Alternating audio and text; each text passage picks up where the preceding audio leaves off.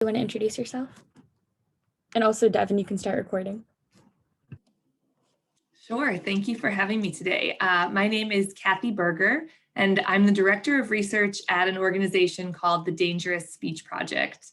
We're based in Washington, D.C., and we study the relationship between speech and intergroup violence. So I have a few slides that I will pull up just to give you some visuals as I go through here. All right, can everyone see? Good. Okay, so the Dangerous Speech Project was started around this idea of what is the relationship between speech and violence.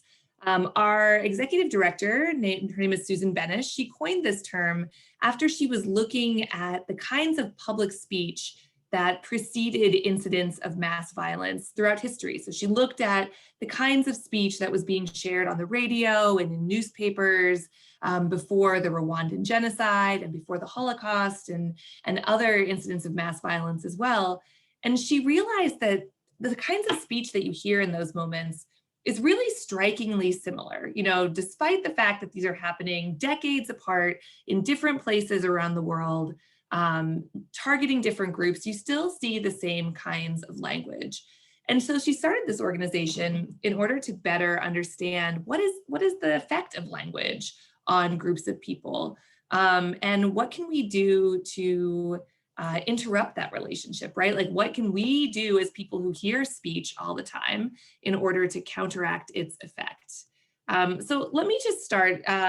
Well, first I'll tell you a little bit about what we're going to do today. I'm going to start by telling you what dangerous speech actually is. That term might be new to many of you or most of you, and then how you can identify it when you hear it. And then probably the most interesting part of the talk will be showing different examples of what people around the world are doing to respond to this kind of speech when they see it in order to counteract its effects. So we'll get started, and then I have plenty of time at the end for question and answer and discussion. So hopefully we can talk a little bit more at the end.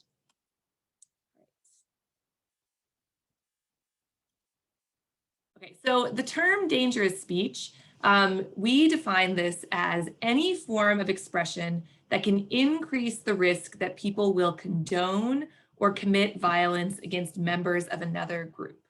Now, this condone or commit part of the definition is really important because we know that even in the largest scale incidents of mass violence, even when we're looking at the Holocaust or the Rwandan genocide, we know that it's usually only a small part of the population that's actually committing violence.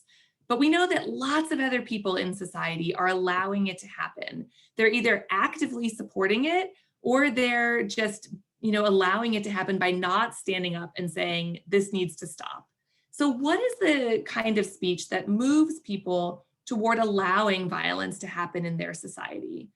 What's going on? What does the speech look like? What does it sound like when that happens?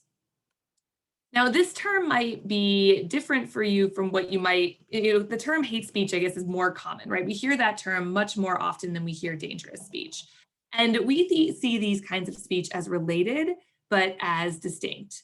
So hate speech is this large category. There's no consensus definition. When you look at countries that have defined or outlawed hate speech, or universities that have hate speech policies, tech companies that have hate speech policies, their definitions are all a little bit different. And it can be hard to really pin down what we're talking about. Are we talking about speech that promotes hatred? Are we talking about speech that, where the speaker has a hateful intent, that they actually feel hatred when they're saying something? Do we mean speech that makes somebody else feel hated? It can be different depending on who is defining that kind of speech. So we're looking at a smaller group of speech. And this is speech, again, that inspires violence, that moves people toward accepting or committing violence. Certainly, there is plenty of speech that is both hateful and dangerous. But there's also speech that falls outside of the overlap, right? So there's a lot of speech that we could all imagine that is really ugly and unkind and upsetting, right? But it might not move someone toward being willing to accept violence committed against that group, or to be willing to, partake in violence. And there are a lot of reasons for that I'll get into in just a minute. And there's also speech that can be really dangerous and really effective at convincing people to commit violence, but that might not be hateful on its surface. We often think about dangerous speech as being speech that makes people feel fear of another group. It's that fear, that sense of threat, that makes people willing to commit or accept violence, because there's often a feeling that they're doing it in self-defense, right? We have to do this action, this horrible, violent action, in order to protect ourselves in some way, because that other group is scary, dangerous, a threat, right? So dangerous speech we often think of as fear speech. It's not hate speech necessarily, it's fear speech. So imagine two communities, right? Two towns. You could imagine a very influential speaker in town 1 saying, those people in town number 2, they're going to come to our town tonight and they're going to attack us. Okay. That speech might be really effective at getting all the people living in town 1, or many of them, to be willing to accept violence against people in the other town, because they're saying, well, if they're going to come attack us, then we should take action to prevent that from happening. We should attack them first, or something like that. Now, that speech isn't on its surface hateful, right? Even if it's really effective, dangerous speech.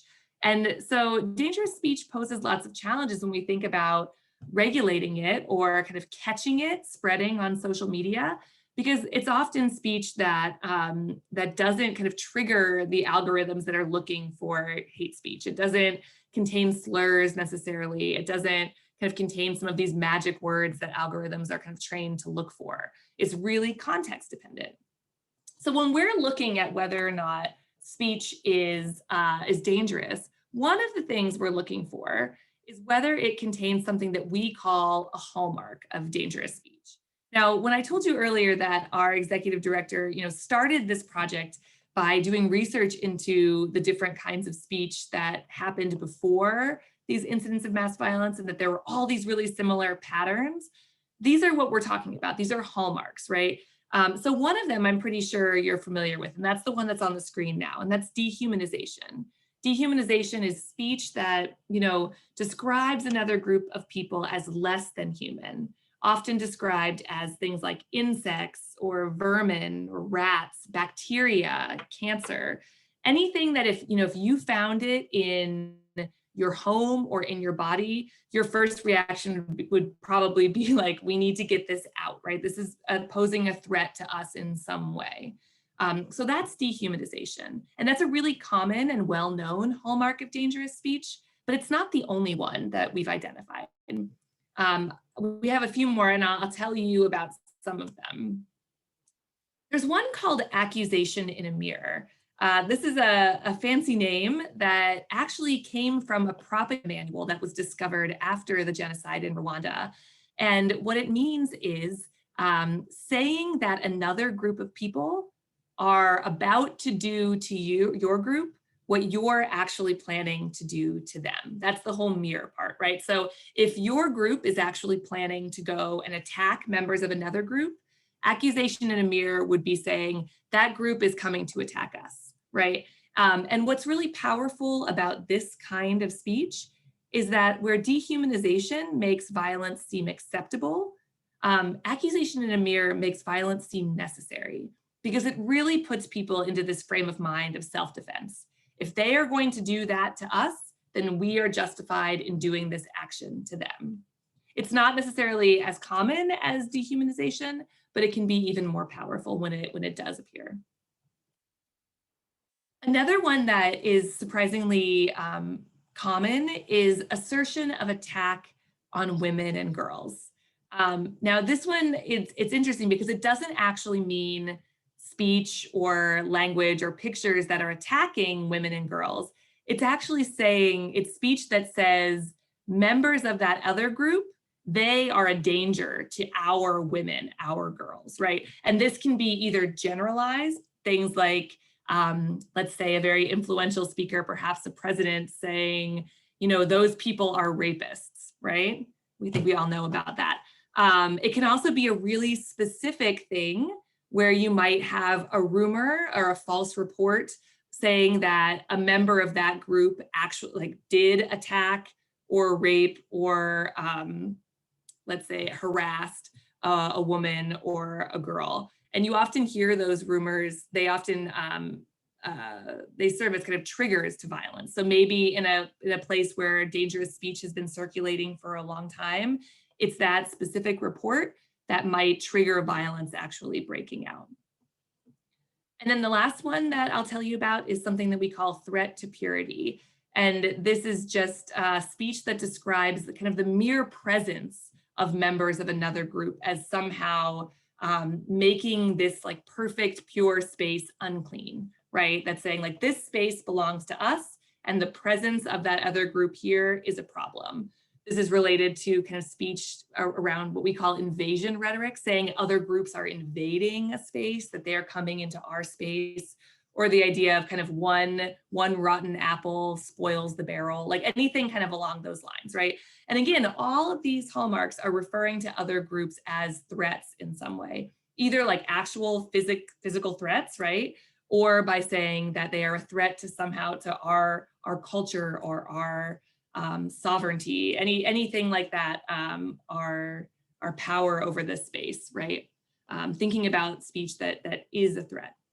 But it's not enough to just look at hallmarks, right? I could have come onto this webinar today and shared lots of dehumanizing speech against a particular group. And you would have been shocked. You would have said, you know, why did they invite her to do this? You would have been offended. There are lots of harms that can come from that speech. But I'm going to guess that most of you would not have been moved toward, you know, accepting violence or committing violence against members of another group. And one of those reasons is that I am not a terribly influential speaker to you, right? You don't know me. I don't have any power over you. I'm not grading your papers.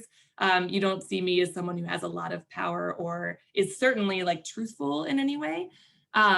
You're also probably not in a place where you are kind of primed to accept violence or in a position of real kind of precarity or social stress in a way where that violence feels really possible. So whenever we look at dangerous speech, whenever we're analyzing, you know, does this speech, is it possibly dangerous? We're asking this question, we're looking at all 5 pieces. This is what we call the 5-part framework. So after we've found something that might be a dangerous message, we're looking at the speaker. So who shared this message? Was it someone who had a lot of influence in that particular society? Is it someone who has a high social status? You know, are they a president or a prime minister? Are they a religious leader? We actually see increasing amounts of dangerous speech coming from religious leaders, in part because audiences are not necessarily taught to question what a religious leader says, right? They're taught to believe that that religious leader has their best interest in heart, so people don't question what they say. You know, is it someone who's really popular or has a big following on social media? Or in other ways, like, do they actually control force over, can they force people to do things? Do they have kind of the military behind them and can force their action, or could put them in jail if they disagree? All of those kinds of things make a message potentially more dangerous if they come from a really influential speaker. We're also looking at the audience, right? So what is that audience going through when they hear this message? Are they, you know, are they competing for resources with the group that's being targeted by that speech? Have they experienced violence in their lifetime? You know, if you're someone who has experienced intergroup violence in your lifetime, then any kind of speech that suggests that another group is a threat to you, that might feel real in a way that it doesn't for someone who hasn't experienced violence. We're also looking at things like I mentioned with the religious leader, like what is the relationship between that particular audience and that speaker? Is there some kind of special relationship that makes that message more believable? For the context is really, it's kind of like everything else, right? What else could be happening in society that might make this message more convincing? We have some speech that happens in countries where The legal structure is set up in a way where groups have different rights, right? When we look at Myanmar, for example, there's an ethnic cleansing happening there against a group called the Rohingya. And the laws in that country have for a long time not granted citizenship rights to the Rohingya. They have considered them outsiders. They don't have the same rights as other Burmese people in that country. And so when you have a legal structure that has already decided that these two groups are different in some way, then speech that continues to propagate that message, continues to say these groups are different, and then says, and they're different because this group is a threat, then that might have more power. And the last little bit that we talk about is the medium. The medium just means the way the message is spread, right? It just means, does it come to the audience via Facebook or Twitter? Is it in the newspaper? Did people hear it in person? Because those things can have a big impact. If it comes across on a mainstream kind of news channel that everybody is listening to and everybody feels is really trustworthy, then that message might have more power than if it's circulating on some kind of fringe website that only has 100 people who regularly visit the website. So we're looking at all of this information and then gathering as much information as we can, and then trying to make some educated guess about what we think the impact of this speech might be. And this is really hard to do. There's a lot involved in this kind of speech, and it's really context dependent. If you are not kind of living in the society where the speech is circulating, it's hard to know all of these kind of deep contextual features. And so we work with researchers around the world to help us understand what this speech means in different places, right? Now, this is a really useful framework when we think about what to do about hateful and dangerous speech, but it's also really hard to imagine how a company like Facebook or Twitter could ever use this to deal with all of the speech that circulates online, right? We can't expect them to do kind of this full analysis for millions of Facebook statuses, let's just say, that are posted every day. And so one of the things that we're really interested in at the Dangerous Speech Project is looking at how are people around the world setting up their own ways of responding to this speech when it's posted. What are they doing online as a way to counter it, to make the impact of that dangerous and hateful speech less, right? And so we call this counter speech. Counter speech is any direct response to hateful or harmful speech which seeks to undermine it. And this is a really broad category. There are lots of different things that can fall into this group. So I'm an anthropologist by training. So I have, spent years and years studying groups of people. And the way that I study them is just to watch what they're doing and talk to them, do lots of interviews and say, okay, so what are you trying to do here? Help me understand what's happening. And so I've been really lucky to be able to continue this work at the Dangerous Speech Project. And I've spoken with over 50 different campaigns, let's call them, that are active around the world that are trying to counter hatred online. And I use the word campaign very loosely because some of them are these really glossy kind of PR campaigns that have government funding. And some of them are people that go to work all day, working as an accountant or as a teacher, and then they come home at night and they get on social media and they do their best to counter hatred when they see it. So I obviously don't have time to tell you about all of them, but I'm going to tell you about 3 different examples that kind of give you a sense of the different methods that people are using to respond. And you'll notice as I talk about them, they all have, even if they all have the same overarching goal of kind of countering the hatred and having less hatred online, they all go about this really, really differently. So I'll show you. This is the first one. This is Mina Dennert. Mina Dennert is an Iranian-born journalist and activist. She lives in Sweden. And around 2016, she was just becoming really disheartened by all of the hatred and xenophobia that she was seeing posted on Facebook in Sweden. Now, she had grown up experiencing this kind of speech her whole life, but she felt like around 2016, this is the time, there were lots of refugees and migrants coming out of the Middle East into Europe, and she felt things changed, right? She started to feel like people that she had thought of as, quote, like good people were posting this kind of content online. And that was really, really worrying to her. So she started trying to counter the speech by just responding to it when she saw it. But when she did that, she often felt like she was the only voice doing that. And when you're the only voice going up against 10 or 15 people that are posting hatred, you either feel like your message gets lost in the conversation, or worse, those people would turn their hatred directly on her, and she would feel, really kind of harassed and abused online. So she was like, what am I going to do about this? I can't do this alone. So she invited 20 of her friends into a closed Facebook group, and they called their group Yogarhar, which means I am here. And what they would do is they would look for comment threads that had hatred in them. And these were comment threads below like newspaper articles posted on Facebook, public spaces like that. And then they would all go onto those comment threads together and write counterspeech. Now, here's the trick though. They would also like each other's comments.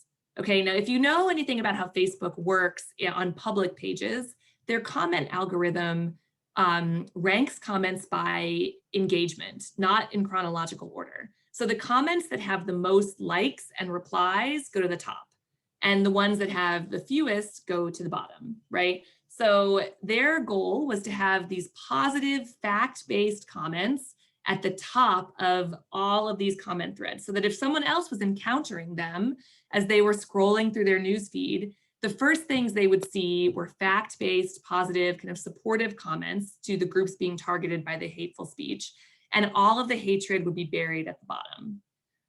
Now, this really innovative model took off, and her small group of 20 people now has over 75,000 people in it in Sweden, and it's been replicated in over 14 countries, most recently in the United States.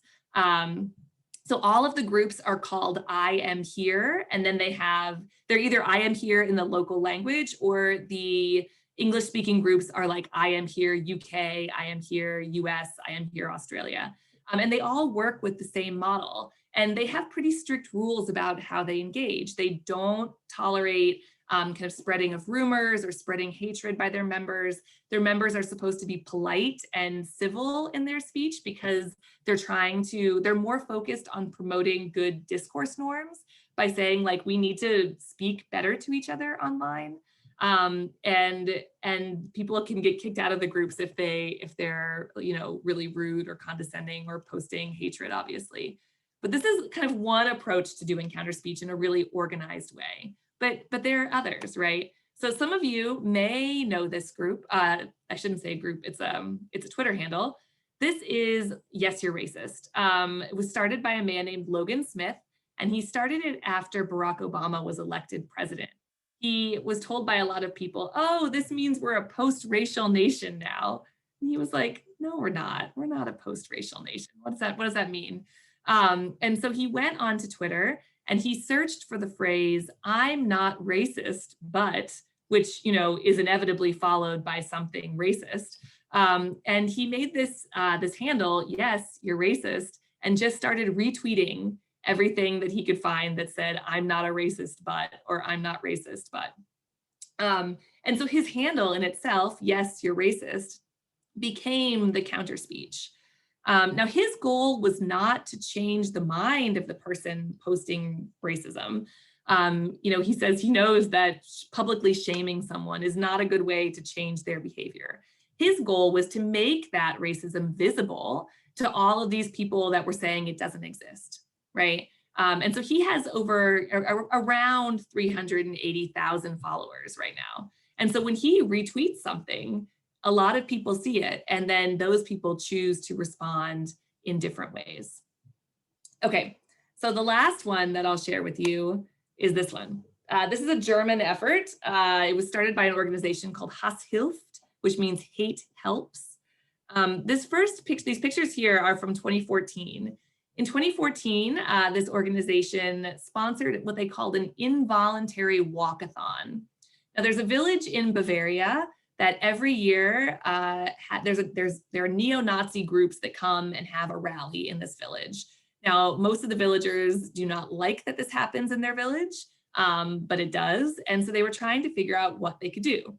So they hosted this involuntary walkathon, and they were able to raise money for each meter that one of the 250 participants walked. People donated money to an anti-extremism organization. And when all of the neo-Nazis descended on this tiny little village, you see these signs were hanging all over the village. This one down here, the brown one, says, "Thank you, sports friend. 10,000 euro will now go to Exit Deutschland," which is one of their organizations that supports people leaving extremist groups. Now, this was really successful, and it had, a lot of press attention. And so they were trying to figure out what they could do to maintain this in a virtual way.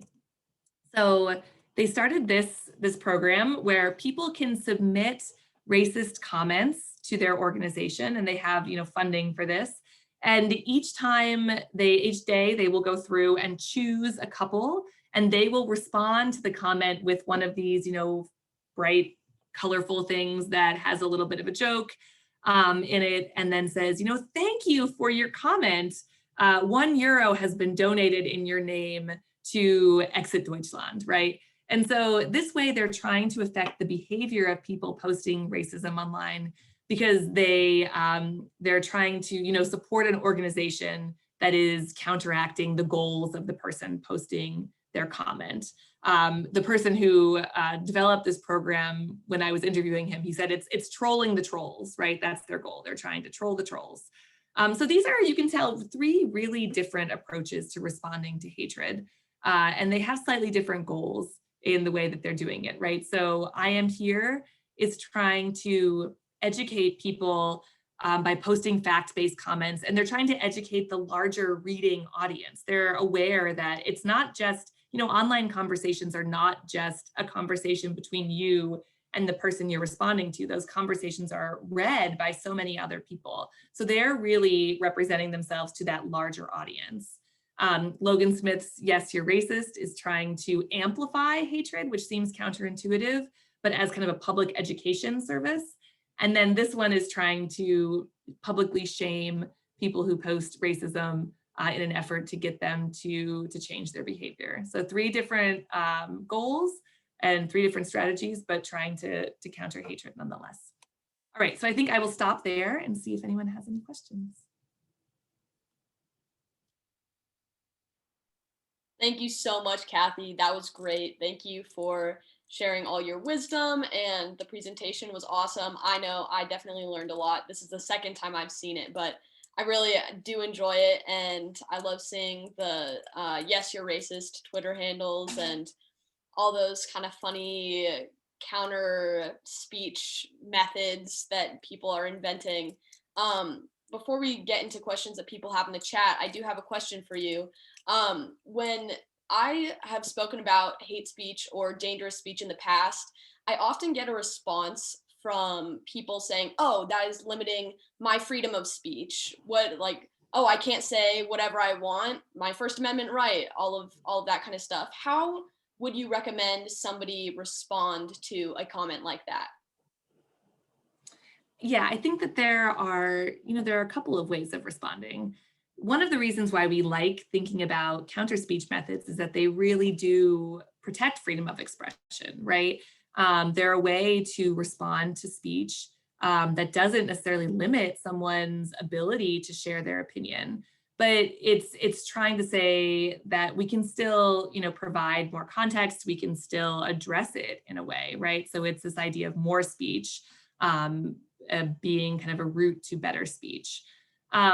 I also think that there are lots of real questions when you get into the topic of dangerous speech about, how far do we let this go? And when do we say enough is enough? It's a really hard line to draw. We at the Dangerous Speech Project are really big advocates for freedom of expression, in part because when you actually think through, like, who is supposed to be drawing those lines around what we should say, there's not a good answer, right? I think most of us feel pretty uncomfortable with those decisions being laid at the feet of, Mark Zuckerberg and Jack Dorsey, which is kind of where they are online right now, that they're kind of two people making really big decisions about what should be said and what shouldn't be said.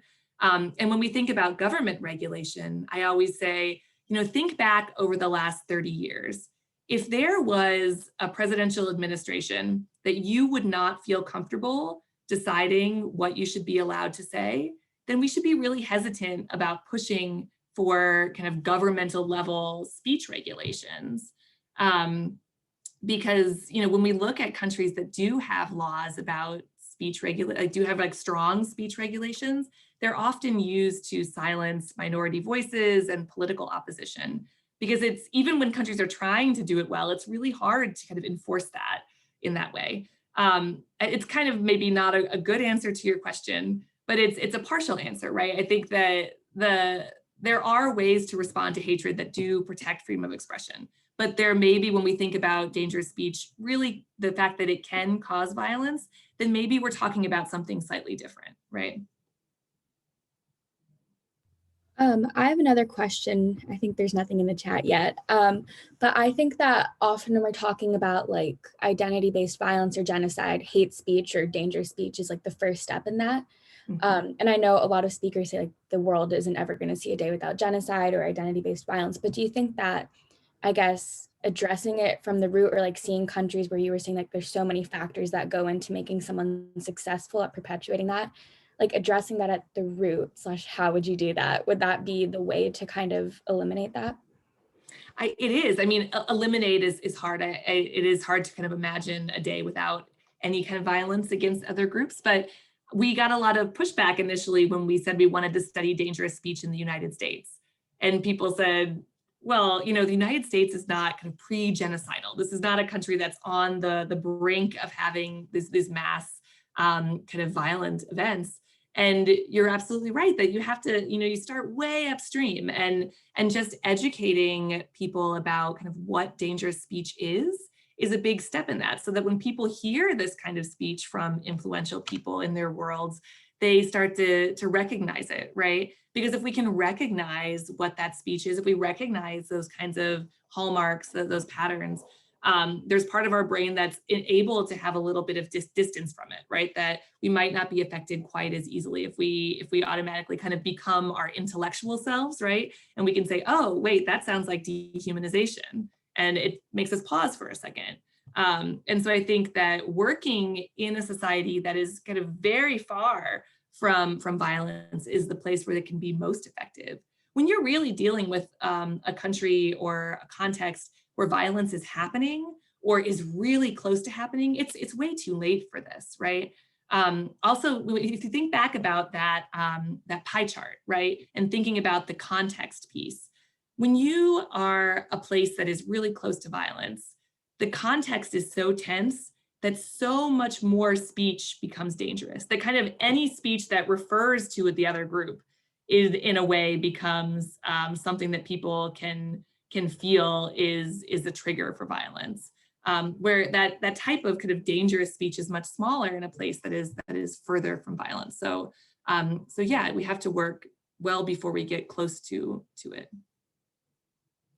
Awesome, thank you. Mr. Conchu, question? Well, I don't see anything in the chat right now, but I just had a thought, Kathy, that I wanted to get your response on of that, especially this, like when you're talking about the different types of kind of hate speech and the different kinds, and there's the dehumanization, but when you were talking about the like protection of women and girls and like valuing purity, I really thought of what is currently happening with the anti-transgender bills that are happening in the South in particular. And I think back to how Black men have so long been portrayed as these aggressors against the white women. And I just wonder, kind of along these same lines of how do you counter that when people seem to have when people feel real fear over no real threat. And so right. It's really hard. And I think one of the things that's tricky about countering speech that is about fear is that people are often sharing it not because they want to support violence, right? These dangerous speech rumors are often started by someone who has this really bad intent and is trying to kind of stoke violence or support for policies that they want to push forward. But most people who are spreading those rumors are doing so because they care about their friends and loved ones, and they want to protect them from whatever rumor that they feel like is potentially a threat, right? And so I think that one of the things that's really useful for keeping in mind when we're countering this is that you're not necessarily trying to convince the person who really believes in that disinformation or that misinformation. That's really hard. As humans, we are really good at just ignoring any kind of facts or information that run counter to what we already strongly believe. We just kind of throw that out and continue on course, you know? But we forget that there are a lot of people who don't have a strong position about any particular issue, or they're like, I don't know, I kind of think this is right, but I might think this is right. I just don't know where I fall. And those are the people that if we're doing counter speech that we need to be speaking to, right? And this is what the I Am Here groups do, is that they write comments that try and include lots of statistics or research or anecdotal information of the like, I don't know, I've had relationships or friendships with people of this group and none of this rings true to me, right? And although those things seem kind of silly, we have to remember that a lot of people who are going to read that speech that's preserved online don't necessarily, they're not extremists, right? Those extreme voices that we see online are really loud, but they're not the majority of the population, right?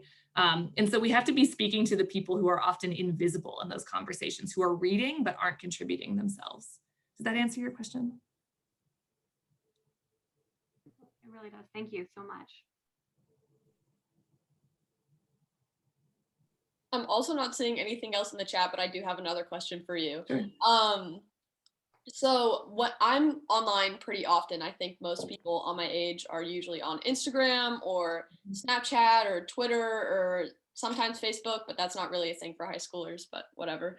And so oftentimes we will see hateful comments, or we will see some form of hate speech or even dangerous speech. So what do you recommend that somebody like me, a student, does in the moment when I see something like that? Or like, how should I respond? Yeah, so there are different answers, right? And so it's kind of, the first thing is that you always have to make sure that you feel safe if you are thinking about responding, right? That there are many situations where responding to something might bring on lots of hatred from the people that you're responding to. So that's kind of the first thing that we always say, regardless of whether you're a high school student or not, like, do you feel safe in this situation? If the answer is yes, then there are a couple of different things. Like, if you actually feel like the speech violates the kind of terms of service, those like community standards of the platform on which it's being shared, you can report it. There's nothing wrong with doing that. And you can report everything you want, and some of it will be taken down and some of it won't, but you should always feel free to do that. The other thing that can be surprisingly important, I think, is even if you don't feel like you have the facts to counter it, like if you don't feel like it's a topic that you're an expert on, but you just feel like it's not right, or it's like part of you feels like that's not accurate, you can just say, I don't think that's accurate. Can someone else jump in here? Can someone else say something? And it's amazing how useful that can be. That there are a lot of people who read things, at least in my interviews with people who have done this work, they talk about before they became counter speakers, they would read things online and they would say, does everybody believe that? I don't see anyone, opposing it. Is that what everybody thinks? Because it's so hard to be that first voice to oppose something, right? It's so hard to be the first one. I don't know if that's true. Like, that's not a huge statement. If you just say, I don't know if that's true, it is so much easier for someone else to jump in and say, yeah, I agree with Devon. I don't think that's true either, right? Like, just being that first voice that kind of, I imagine it as like, those old cartoons with like the superheroes pushing the walls back. Like, that's what I imagine that first voice is. You are trying to hold the walls back for someone else to kind of come in, someone else who might know the topic better or who might feel even more confident. You're making space for them to come in and say something. So yeah, that's what I would do. For sure. Thank you so much. I will keep that in mind the next time I see something. So, unless, Jada, Melissa, or Susie, if you have any questions, please put them into the chat. A lot of our teachers had to go to a staff meeting. But, Kathy, thank you so much for coming in. Devon, thank you for helping. Thank you for organizing this, and SCORE is always here to help whenever we can and however we can. So thank you to both of you for helping out with us. Thank you for having me. Yeah, thank you so much. Yeah. Yeah. Kathy, do you want to plug any like social media or websites for yourself or for the Dangerous Speech Project? Sure. I think our dangerousspeech.org is our website. And from our website, you can find all of our other social media. Great. Awesome. Thank you so much. And once again, I just want to plug really fast. I'm in association with the organization called Together We Remember. That is how I got in contact with Kathy. And we're doing like a really big Genocide Awareness Month campaign, and dangerous speech definitely plays into genocide and the 10 stages. So I highly recommend you check us out on Facebook, on Instagram, at togetherweremember.org. So feel free to do that whenever you have the chance. Awesome. And if that's all, thank you so much. Thank you, Kathy. Thank you for everybody who came. Thank you. Thanks.